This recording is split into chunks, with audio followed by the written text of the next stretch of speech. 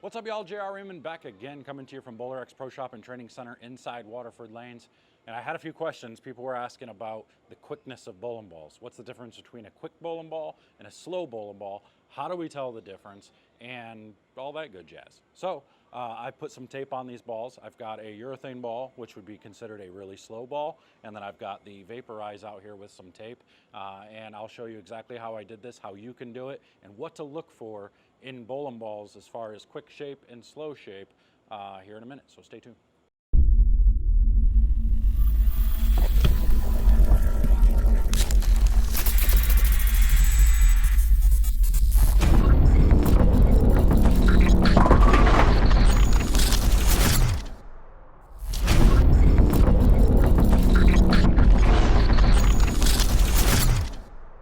All right, so here we've got the red ball, the IQ78, and what you'll see is I started tape just above the finger and I moved it over close towards my PAP. It doesn't have to be perfect, it just needs to be in this spot. And I did the same thing to the Vaporize, a black ball. And what we're gonna do is we're gonna throw a few shots and I'm gonna show you the difference between a slow ball versus a quick ball and how to watch the tape as it goes down the lane. All right, so we've got the IQ78 here. Now watch this tape as it goes down the lane.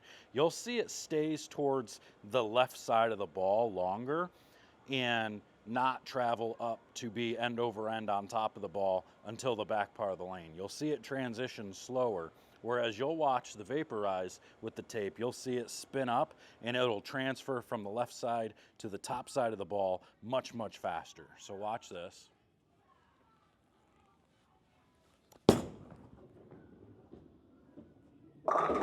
See how long that stayed on the side of the ball and really never even got to a point where it was end over end on the top. Now watch what happens with the Vaporize. All right, so here's the Vaporize now. You can see tape doing the same thing here. Now we throw this one. See how that one gets end over end? The tape gets all the way to the top side. It moved from the left side and quickly migrated its way up the bowling ball to the top side of the ball. So when you hear me talking about quick and slow shapes, that doesn't, like, I can take a ball that's meant to be quick and you can make it a slow ball. It's just how you're using it. It doesn't just, like, there are characteristics of bowling balls that are gonna be quick and characteristics of balls that are gonna be slow. So like for me, like a lightning blackout. Most people, because it's a weaker ball and it's shiny, they'd say, holy cow, that's quick. For me, the way I have it drilled and the way I have it used, I actually get that ball to transition slower. So it is a slower ball for me, but it is a lower friction slow ball. It's like, whereas this red IQ78 is a high friction slow ball. You know, so, and don't get that confused either. I know a lot of people seem to think that urethane balls are meant to go straight and they're weak bowling balls. That's not necessarily the case. In most cases, urethane balls are stronger than every other ball on the market. They hook so much sooner, depending on the surface you put on it, but they hook so much sooner than any other bowling ball that they are technically stronger. They're just a smoother shape because they use up energy and they transition slower. That's the slowness. That's what we're looking for out of these bowling balls, is the slowness of how quick they make its motion, how quick they go from one side of the ball to the other side of the ball, or how quick it gets to its preferred spin axis is what we're really looking for. So what Bowl U likes to call this is precession.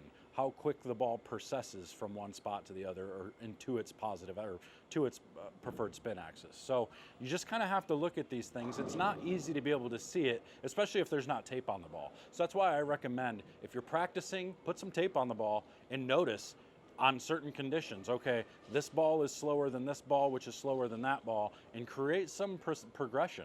Create a progression of bowling balls that might work for you. If you're bowling regionals, PBA events and stuff like that, another great tool to do. Make sure you build a progression. Okay, these are the balls that are slower on this pattern. These are the balls that are quicker. Build yourself a progression of, okay, I might be able to start with this ball, and I know as I go, these are the balls that are next in line. That's why it's so important to build an arsenal to have you know, a key arsenal, a key 6 to 8 balls that you take with you everywhere. And I know that sounds like a lot, but this part is more geared towards the tournament bowler.